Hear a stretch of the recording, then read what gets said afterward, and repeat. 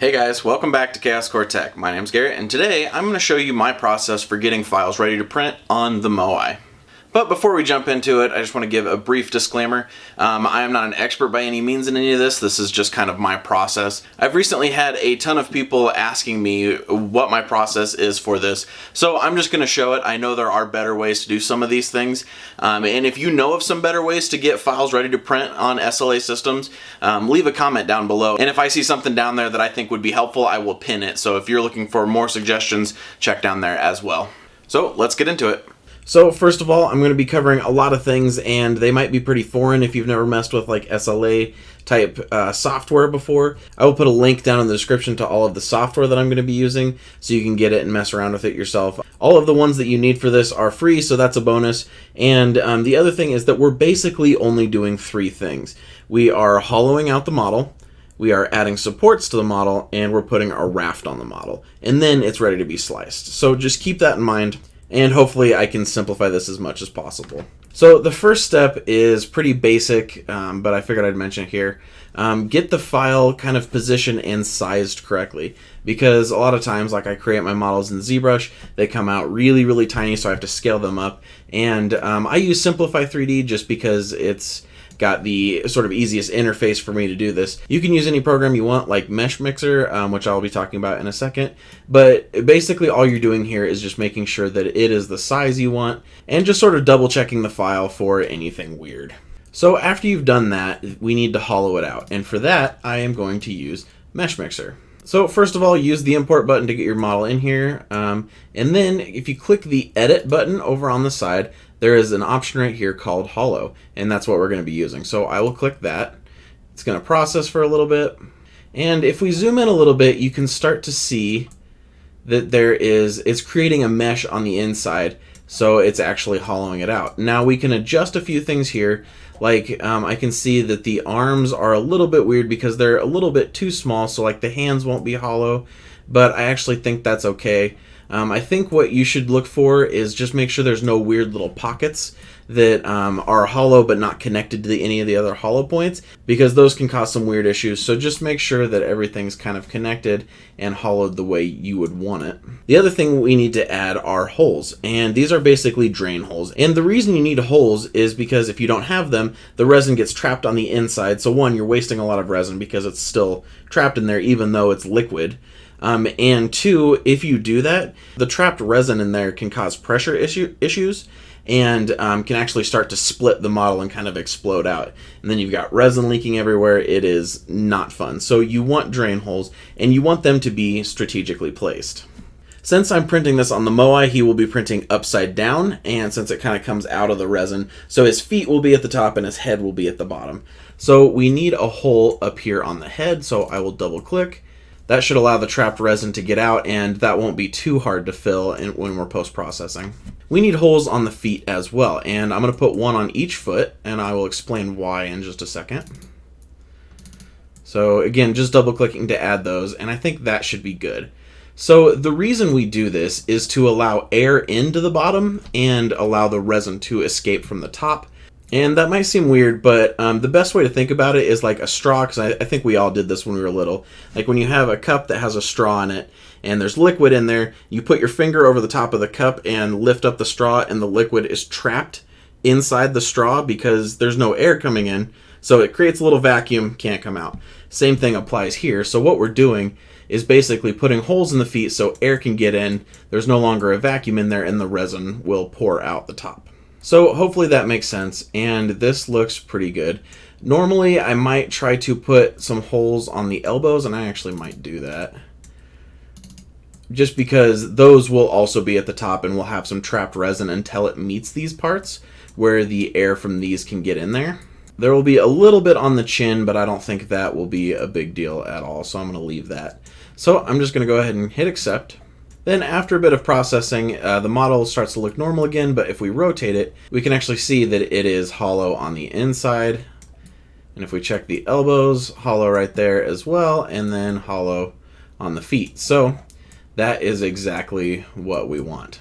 Now from here, I'm just going to export this out, and I like to keep the files in different versions just so I can go back and I'm not affecting the original STL.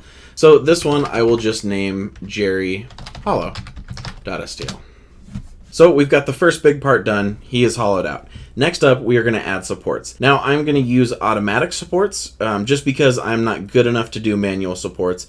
I will actually link a video that Evan over at Model 3D created. He is a lot better with this SLA type stuff, and he goes pretty in depth about how to add your own supports and where you need to put them in and why. It's just kind of an art form of its own, and it's one that I have not mastered. It would definitely be better in almost every situation if you were good at it. I am just not, so I'm using automatic. And I'm going to show you guys how to do it, but it's worth checking out that other video just so you know that manual supports are an option. So first up, we'll just import Jerry, and we're importing the hollow file that we just created. So the first thing I'm going to do is rotate it. Orientation is another kind of weird subject when it comes to resin prints. I'm not going to attempt to tackle the reasoning behind this. In most of the models I create, I just tip them back about 35 degrees, and that seems to work out because that'll give me enough supports along the backside to hold it all in place. But just experiment and do a little bit of research if you are having trouble with yours. So I'm going to go right at 30 degrees. So you can see he is tipped backwards, and I think that'll work out okay. So what we're going to do here is come over to the support button, click auto, and now I have actually had some issues with supports not sticking. It depends on the model and how you have it oriented and stuff like that.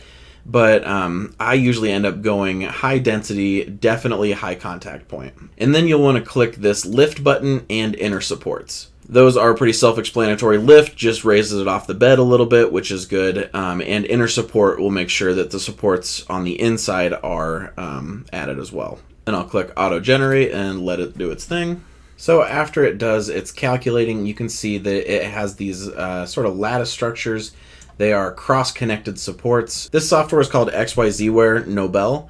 There is just a regular XYZware that does FDM type printing, so make sure you get the Nobel version. I will put a link down in the description to this as well. And you can kind of see here that there are a ton of contact points.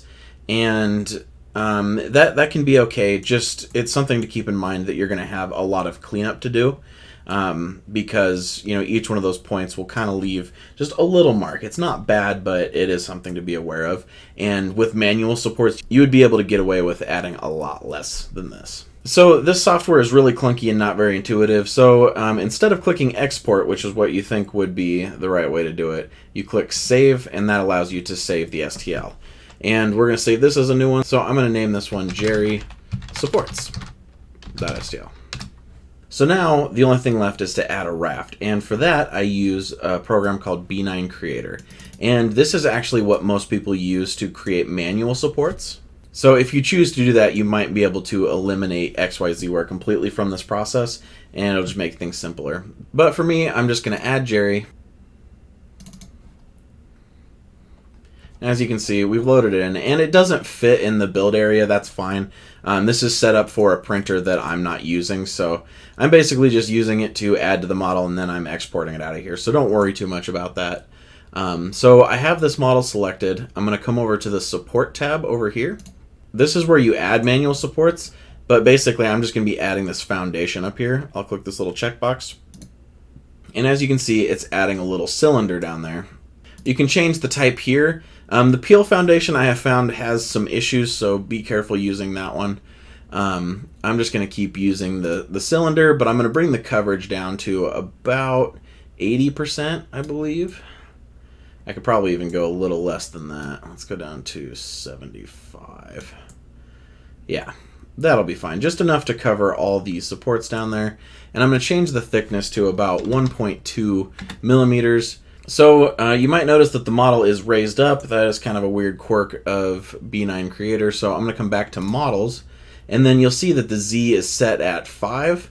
I don't want that, so I'm going to change that back to 0. And now you can see that it is sitting on the ground properly. So from here, I can come up to File, Export, and then I'll save it here, and I'm just going to name it Jerry-Ready. So I know that that file is completely ready to print. So then the file is ready to bring into Cura. So as you can see it's slicing. I just like to do one last little look over to make sure that it's actually on the bed and everything looks okay. And I think we're good to go. Alright guys, well that is how I get my files ready to print on the Moai. And like I said, I've had pretty good success with it so far. I would say I have more successful prints than failures, and I've definitely been able to refine it a bit, so I have a lot less failures now than when I did in the beginning. Also, if you're wondering about any of the software that I used in this video, links are down in the description.